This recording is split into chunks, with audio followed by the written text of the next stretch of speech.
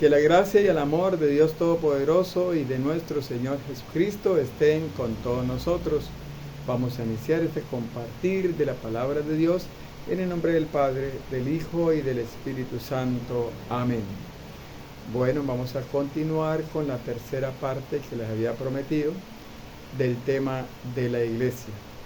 Hablamos en la primera parte, hablamos de qué es la iglesia, cómo estaba constituida la iglesia, cómo se formó la iglesia, quiénes fueron los que integraron la primera iglesia. ¿Sí? Dijimos que Jesucristo fundó una iglesia en Mateo 16, 18 y que los primeros que la formaron fueron los apóstoles, como lo dice Marcos 3 en adelante. Dijimos que la iglesia era una congregación o asamblea, o la iglesia es el cuerpo de Cristo, como lo dice Pablo allá en Colosenses capítulo 1, versículo 18. Pablo dice que la iglesia es el cuerpo de Cristo. Hablamos también de hablamos también de qué, de cómo se fue edificando la iglesia. Cómo se fue edificando la iglesia. En la segunda parte hablamos de la jerarquía de la iglesia. Hablamos de la jerarquía de la iglesia y hablamos también de la importancia que tiene la iglesia para nosotros. ¿Por qué la iglesia es importante? Eso lo hablamos también en el video anterior. En esta tercera parte del video vamos a hablar de las características de la iglesia y de los mandamientos de la iglesia. Vamos a hablar de las características de la iglesia y de los mandamientos de la iglesia. Bueno, como ustedes saben, las características de la iglesia son cuatro características. ¿Cuáles son? ¿Por qué nosotros identificamos a la iglesia de Cristo y por qué decimos nosotros que la iglesia de Cristo es la iglesia católica? ¿Por qué lo decimos?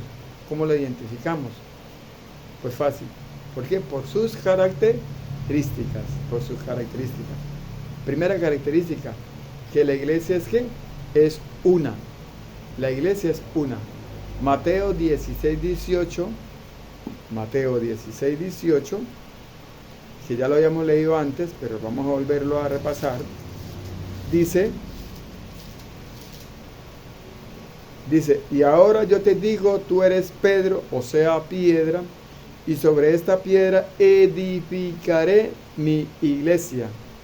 Los poderes de la muerte jamás la podrán vencer. ¿Cuántas iglesias fundó Jesucristo? Una sola. Por eso es que la primera característica es que es una sola. Segunda característica de la iglesia, que la iglesia es santa. ¿Cuál es la segunda característica? Que la iglesia es santa. ¿Por qué la iglesia es santa? Fácil, porque el que la fundó, el que la edificó es santo. ¿Quién fue el que instituyó la iglesia? Jesucristo. Mateo 16, 18, tú eres Pedro, sobre esta piedra edificaré mi iglesia. A ti te doy las llaves del reino de los cielos. Lo que ates en la tierra quedará atado en el cielo, lo que desates en la tierra quedará desatado en el cielo. Jesucristo la instituyó. Dice Jesucristo que es santo, es el santo de los santos. La instituyó, por eso que la iglesia es santa. Y en Primera de Pedro capítulo 1 versículo 14 y 15, vamos a leerlo, que nos dice el apóstol Pedro, ¿por qué la iglesia es santa?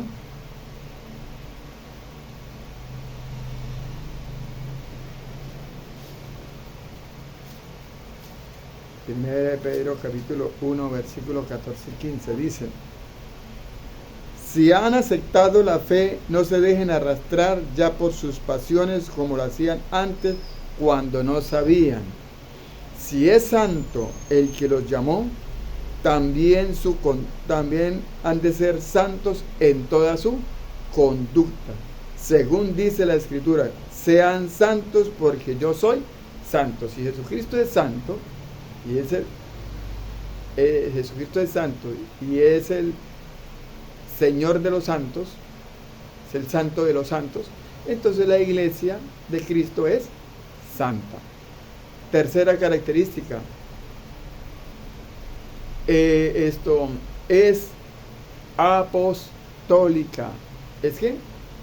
Es apostólica. ¿Por qué es apostólica? Porque viene de los apóstoles, viene de la sucesión apostólica, viene de los apóstoles. En Hechos capítulo 1, Hechos, que es la que nos relata a nosotros todo lo que los apóstoles hicieron. Vamos a leer Hechos capítulo 1.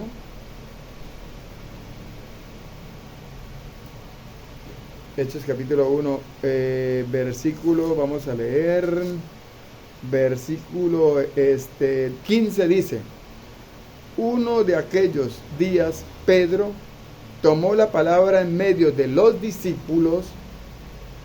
Había allí como 120 personas y le dijo: Pedro y sus compañeros, sus hermanos, los discípulos, o sea, los apóstoles, estaban todos reunidos ahí, ¿cierto?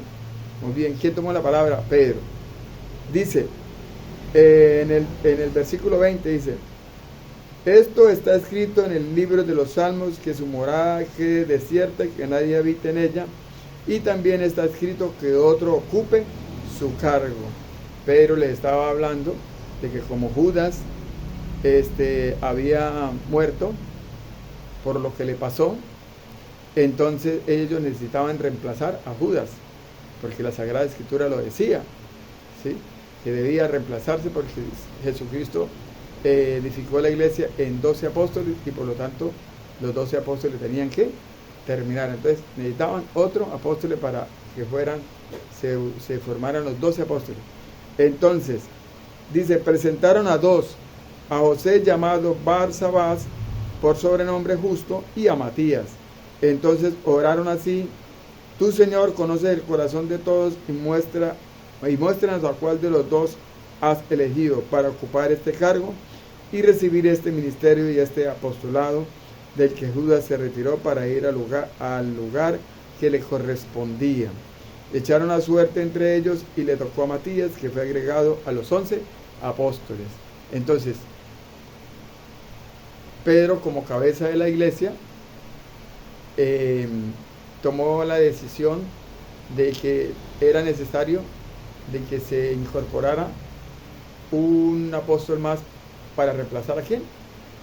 A Judas Iscariotes. Y entonces es cuando eligen a Matías como el 12º apóstol. Ahora vamos a ver qué nos dice Hechos capítulo 6, versículo Hechos 6, versículo ¿qué? Versículo 5. Dice: toda la asamblea, o sea, la iglesia, estuvo de acuerdo y eligieron a Esteban, hombre lleno de fe. Toda la asamblea, es el 5. Vamos a leer para saber quiénes fueron los que dijeron eso. Vamos a leer desde el 2. Dice: los 12, ¿quiénes eran? Los apóstoles.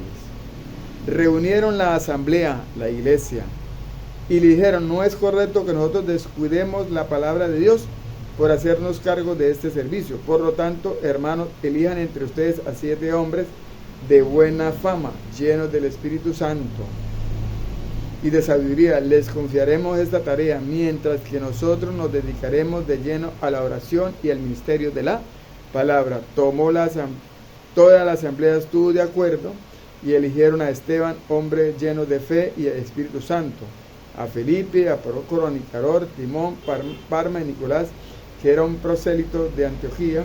Los presentaron a los apóstoles. ¿Se los presentaron a quién? A los apóstoles, y ellos les impusieron las manos, quienes hicieron oración y les impusieron las manos. Entonces, para que estas personas fueran elegidas, tenían que ponerle las manos ¿quién? Los apóstoles. Los apóstoles. Por eso se llama sucesión apostólica, porque tienen que ser los apóstoles los que hagan ese ministerio, ese servicio, para que la persona se pueda integrar como ministro a la iglesia, o como obispado, o como presbítero, o como diácono. Ahora vamos a mirar lo que dice Hechos 8. Hechos 8, 17. Dice, Hechos 8, 17. Dice, pero entonces les impusieron las manos y recibieron el Espíritu Santo. ¿Pero quién? Versículo 15. Bajaron y oraron por ellos para que recibieran el Espíritu Santo, ya que todavía no había descendido sobre ninguno de ellos y solo habían sido bautizados en el nombre del Señor Jesús. Cuando, el versículo 14, cuando los apóstoles que estaban en Jerusalén tuvieron noticia de que los samaritanos habían aceptado la palabra de Dios, les enviaron a Pedro y a Juan. Bajaron y oraron por ellos para que recibieran el Espíritu Santo, ya que todavía no habían descendido sobre ninguno de ellos y solo habían sido bautizados en el nombre del Señor Jesús. Pero entonces les impusieron las manos y recibieron el Espíritu Santo. Imposición de manos, ¿de quién? De los apóstoles.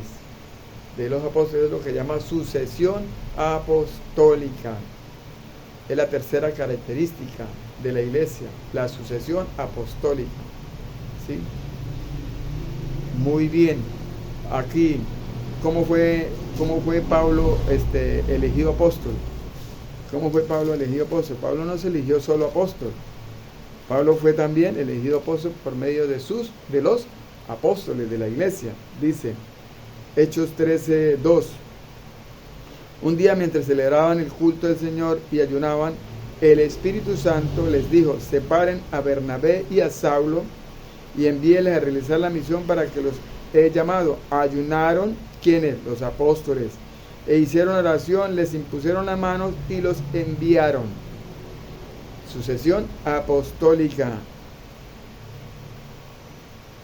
Entonces, ahora Pablo también, cuando iba a elegir a alguien para que lo ayudara, también lo elegía por medio de ¿quién? De la imposición de manos. Así era que se elegía a un ministro de la iglesia, llámese apóstol, llámese presbítero o diácono. Vamos a leer 2 de Timoteo. ¿Cómo fue que Pablo le impuso las manos también a Timoteo? 2 de Timoteo, capítulo 1, versículo 6. Dice Pablo, por eso te invito a que reavives el don de Dios que recibiste por la imposición de mis manos. Pablo le impone las manos a Timoteo. Entonces ya nos dimos cuenta que la tercera característica es por medio de la sucesión apostólica, cuando se imponen las manos. Tercera característica. Cuarta característica, que es universal o católica. Que la iglesia de Cristo es universal o católica. Mateo 28, 19. ¿Qué nos dice el Evangelio de San Mateo, capítulo 28, versículo 19? Dice, Jesús se acercó y les habló así, me ha sido dado toda autoridad en el cielo y en la tierra. Jesús primero le dice a sus apóstoles que Él tiene toda autoridad tanto en el cielo como en la tierra. O sea que todo lo que Él les va a decir ahí en ese momento, ellos lo tienen que hacer porque Él es Dios. Jesús se acercó y les habló así. Versículo 19, vayan pues y hagan que todos los pueblos sean mis discípulos, bautícelos en el nombre del Padre, del Hijo y del Espíritu Santo, y enséñenles a cumplir todo lo que yo les he encomendado a ustedes. Yo estoy con ustedes todos los días hasta el fin del mundo, el fin de la historia. Entonces, ¿por qué la iglesia se llama universal o católica? Porque el mensaje que Dios, el mensaje que Jesucristo le da a la iglesia, a los apóstoles, es de ir a todo el mundo, a todas partes. Un mensaje que universal, por lo tanto es un mensaje católico. Por eso la iglesia se llama católica, porque porque universal y católico es lo mismo. Y un obispo de Antioquía llamado San Ignacio de Antioquía, en el año 107, es que él dice ya que de hoy en adelante la iglesia se va a llamar Iglesia Católica, la iglesia de Cristo, porque él dijo, donde está Cristo están los obispos, y donde están los obispos está la iglesia católica. San Ignacio de Antioquía en el año 107. Entonces, ya vimos las características de la iglesia, que es una, que es santa, que es apostólica y que es católica o universal. Muy bien, ahora vamos a hablar de qué? De los mandamientos de la iglesia, los mandamientos de la iglesia. ¿Por qué nosotros debemos creer en los mandamientos de la iglesia? Porque resulta de que Jesucristo le dio toda autoridad y todo poder a la iglesia. ¿Para qué? Para atar y desatar. Para atar y desatar, ¿sí? Vamos a leer Hechos capítulo 16. Hechos capítulo 16. ¿Qué nos dice ahí? 16, versículo 4. Hechos 16, 4. Mire lo que dice acá la palabra del Señor. Dice, a su paso de ciudad en ciudad, iban entregando las decisiones tomadas por los apóstoles. Los apóstoles, como todo no estaba escrito, entonces ellos tomaban algunas decisiones, pero personales de ellos, los apóstoles. Tomaban algunas decisiones y se las daban ¿a quién? A la iglesia, al pueblo, para que ellos las cumplieran. Por eso, ¿por qué? ¿Por qué hace eso? Porque Jesucristo le dio lo que ates en la tierra quedará atado, de lo que desates en la tierra quedará desatado en el cielo. Le dio poder a la iglesia, le dio poder a los apóstoles para que ellos tomaran también decisiones. Y por eso es que los mandamientos que la iglesia da, nosotros debemos aceptarlos y debemos obedecerlos, porque fueron dejados por la iglesia, y nosotros debemos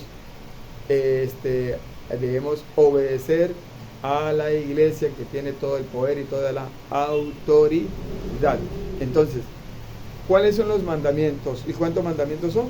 Son 5 mandamientos que la iglesia nos dejó. Para eso yo voy a pedir la colaboración del catecismo de la iglesia, ¿sí?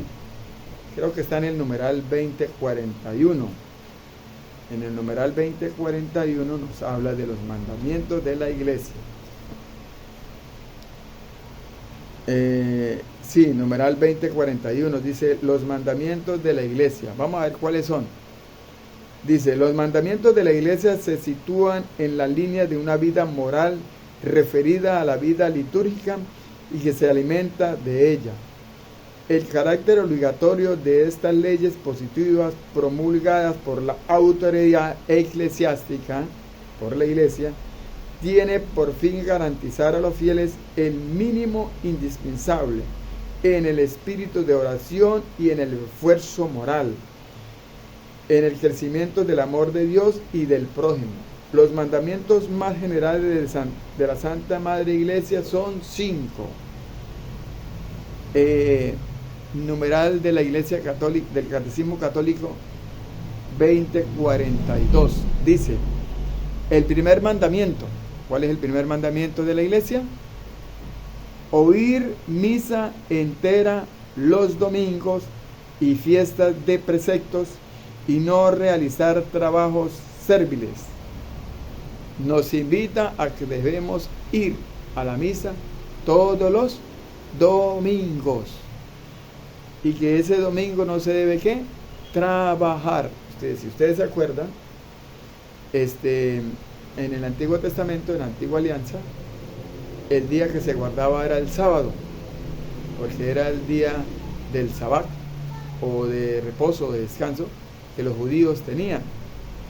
Pero cuando Jesucristo vino y derrocó el Antiguo Testamento, la antigua alianza y dejó la nueva alianza, entonces Jesucristo instituyó el domingo para que se le rindiera culto a él. Y al domingo se le dio el nombre del día del Señor, como lo dice en Apocalipsis 1:10. Apocalipsis 1:10 dice que el domingo es el día del Señor. Vamos a buscarlo y vamos a leerlo.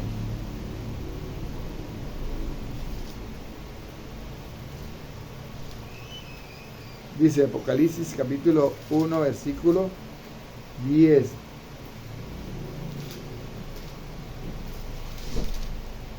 Dice,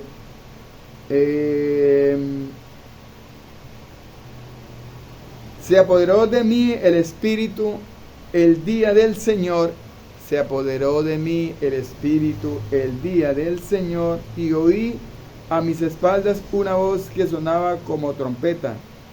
Escribe en un libro que vea y envíalos a las 7 iglesias.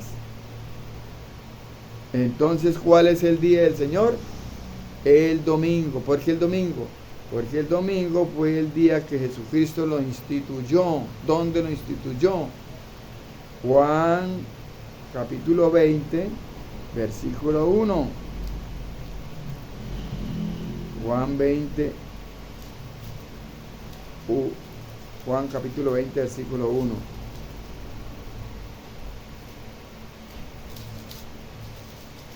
Dice, el primer día después del sábado, María Magdalena fue al sepulcro muy temprano, cuando todavía estaba oscuro, y vio que la piedra que cerraba la entrada del sepulcro había sido removida. Habla de la resurrección de nuestro Señor Jesucristo. Versículo 8. Entonces entró también el otro discípulo, el que había llegado primero, vio y creyó, pues habían entendido todavía la escritura que él debía de resucitar entre los muertos. Después, ahora 21. Juan 20:21 dice, Jesús les volvió a decir, la paz esté con ustedes, como el Padre me envió a mí, yo les envío también. Dicho esto, sopló sobre ellos el Espíritu Santo. Leamos el 18. Ese mismo día, el primer día después del sábado, Juan 20:19, ese mismo día, el primer día después del sábado, Jesucristo se les presenta a los apóstoles el día domingo. Y dentro de 8 días vuelve y se le presenta el día domingo. Dice el versículo 26. 8 días después los discípulos de Jesús estaban otra vez en casa y Tomás con ellos. Estando las puertas cerradas, Jesús vino y se puso en medio de ellos. Entonces, ¿por qué decimos que Jesucristo instituyó el domingo para el día del Señor? ¿Y por qué nosotros lo creemos? Y por eso lo guardamos. Porque Jesucristo no se les apareció a ellos el sábado, se les apareció fue el domingo. Y porque Jesucristo jamás le dijo a ellos, no nos podemos reunir hoy, sino que esperar hasta el sábado. No, Él se quedó con ellos ahí y se siguió reuniendo con ellos ese mismo día. Entonces, ahora, ¿por qué decimos que el domingo?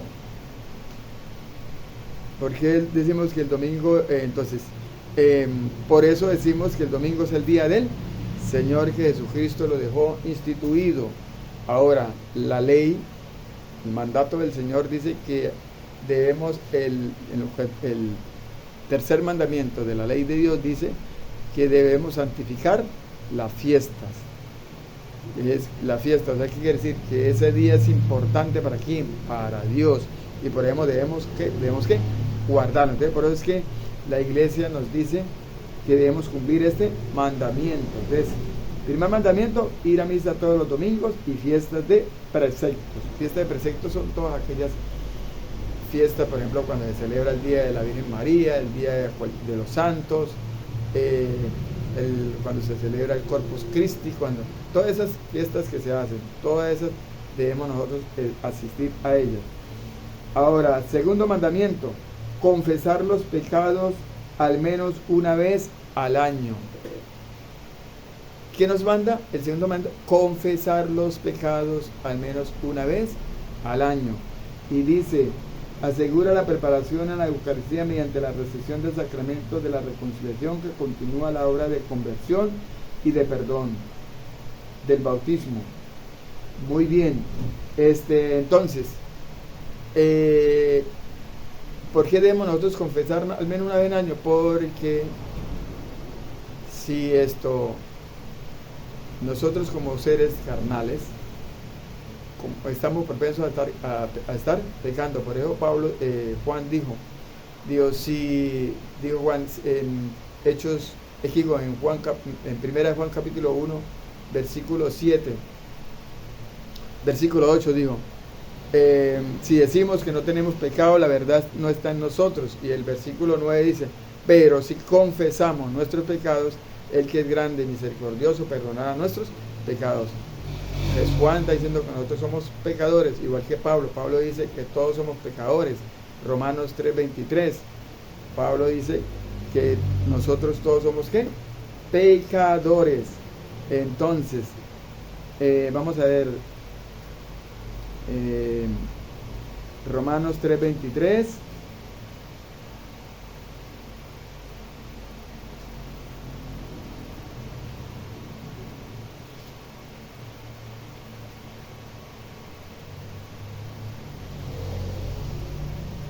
Dice, pues todos pecaron y están faltos de la gloria de Dios, pero todos son hechos justos gratuitamente y por la bondad mediante la redención realizada en Cristo Jesús.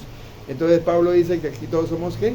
Pecadores. Y el apóstol Juan en primera de Juan capítulo 1 versículo 8 dice que si decimos que no tenemos pecado, entonces somos ¿qué? Mentirosos, y por eso debemos confesar nuestros pecados.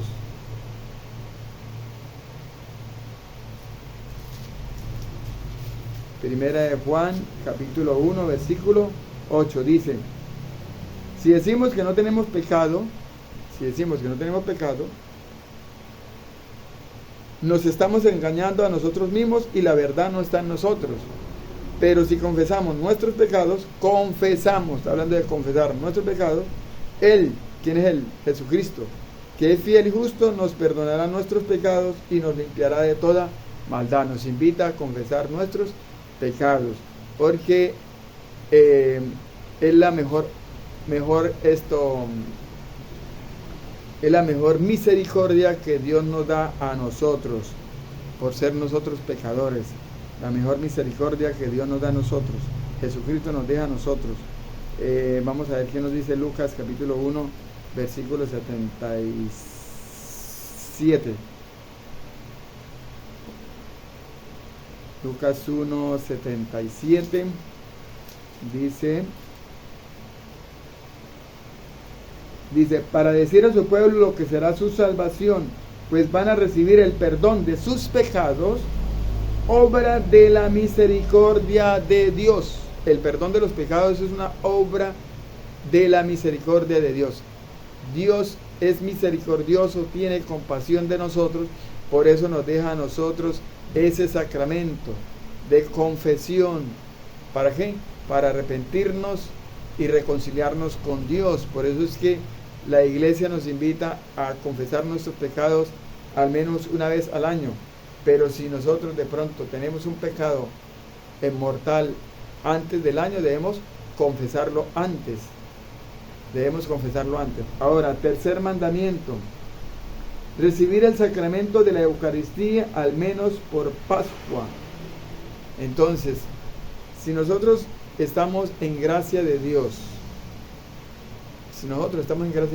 y por algunas circunstancias no podemos comulgar, pero estamos en gracia de Dios porque no hemos cometido pecados graves, pecados que atenten contra el alma, que nos pueda destruir a nosotros el alma, entonces nosotros podemos esperar hasta un año para comulgar, ¿sí? Y lo debemos hacer siempre cuando en el día de resurrección, en el día de Pascua, de resurrección de Pascua, ¿sí? Cuando nuestro Señor Jesucristo resucita. Pero si nosotros lo podemos hacer todos los días, de comulgar es muchísimo mejor, porque el que estamos recibiendo nosotros, ¿a quién es? Es a Cristo, su cuerpo, su alma, su divinidad. Por eso Jesús dijo, el que coma mi carne y beba mi sangre vive unido a mí, y yo vivo unido a él. ¿Quién no quiere estar unido a Cristo? Todos. Ahora, con este sacramento de la Eucaristía, nosotros tenemos salvación, vida eterna y perdón de los pecados. Por eso es mejor comulgar todos los días, o cada vez que nosotros vayamos a una Eucaristía debemos comulgar. Muy bien, entonces el tercer mandamiento es recibir el sacramento de la Eucaristía al menos por Pascua. Cuarto mandamiento dice: ayunar y abstenerse de comer carne cuando lo manda la Santa Madre Iglesia. Dice ayunar y abstenerse de comer carne cuando lo manda la Santa Madre Iglesia. Esto más que todo se realiza es en tiempos de Semana Santa, cuando nosotros nos estamos preparando para recibir al Salvador, a Cristo, ¿sí? Para recibir a Cristo. Cuando nosotros vivimos la pasión, muerte y resurrección, lo que llamamos Tríduo Pascual, por eso tenemos que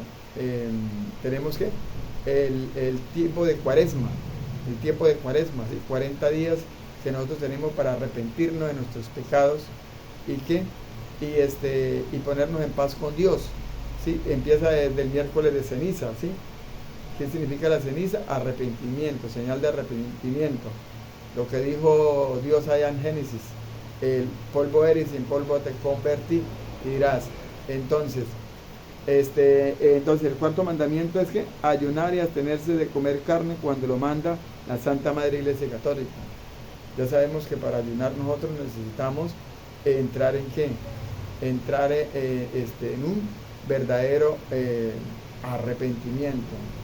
Es arrepentirnos de corazón de nuestros pecados, ¿sí?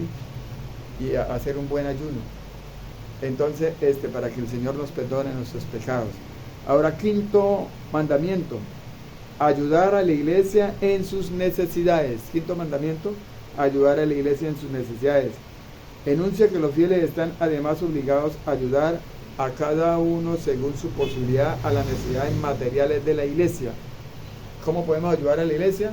Prestándole un servicio a la iglesia, ya sea como haciendo limpieza, ya sea como colaborándole al padre como monaguillo, como catejista, como puede ser como algún grupo pastoral,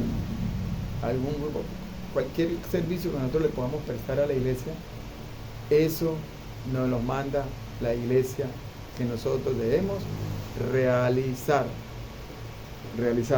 Bueno, entonces con esto pues ya hemos terminado con la formación que yo quería darle a ustedes acerca del tema de la iglesia. Acuérdense que ¿por qué nos decimos nosotros que la iglesia es importantísima? Porque sin ella nosotros no hubiésemos conocido a nuestro Señor Jesucristo. Sin ella, sin la iglesia, si Jesucristo no hubiera edificado, fundado una iglesia, y la iglesia nos hubiera dado a conocer a Él, nosotros no tuviéramos la salvación ni la vida eterna, porque no hubiéramos conocido de Jesucristo. Entonces la iglesia fue la que nos dejó a nosotros la palabra de Dios, la Biblia. La iglesia nos dejó a nosotros las Sagradas Escrituras, la palabra de Dios. La iglesia, por eso es que nuestra fe está basada en el magisterio de la iglesia, ¿sí? Todo lo que rodea el magisterio de la iglesia, en la tradición, porque sin la tradición nosotros no hubiésemos conocido a Jesucristo oral, porque no había Biblia. Cuando Jesucristo mandó a sus discípulos a predicar, no estaba la Biblia, era solamente los escritos del Antiguo Testamento. Y tercero, también las Sagradas Escrituras, que fueron dejadas por la iglesia, que nos da a nosotros, al estudiarla, nos prepara, nos da la sabiduría, el entendimiento, para nosotros acercarnos a la salvación por medio de la fe en nuestro Señor Jesucristo, como lo dice el apóstol Pablo en 2 Timoteo capítulo 3, versículo 15. ¿Sí? Dios tiene un plan de salvación, Dios quiere que todos se salven y lleguen al conocimiento de la verdad, y esa verdad es Jesucristo. Y Jesucristo, como es el camino, la verdad y la vida, instituyó a la iglesia y le dio autoridad, como lo dice Pablo en 1 Timoteo 3:15, para que sepas cómo deben comportarse en la casa de Dios, que es la iglesia, base y columna de la verdad. Entonces, ahí sabemos nosotros que esa iglesia es importantísima para nosotros y para nuestra salvación. Si les gusta este video, compártanlo, le dan un like. Los que no se han suscrito a mi canal, suscríbanse, y para que les lleguen todas las notificaciones mías. Ahí hay una variedad de videos, no solamente míos, sino también por mi guía espiritual, que es el Padre Luis Toro, que gracias a él yo empecé a amar más a la iglesia, a amar más a Cristo, a amar más a su palabra, y cada día voy tratando de dejarme guiar por él para cambiar, para transformarme cada día más, para poder llegar a lograr a obtener ese premio tan grande que nos da a nosotros, que es el reino de los cielos. Feliz tarde.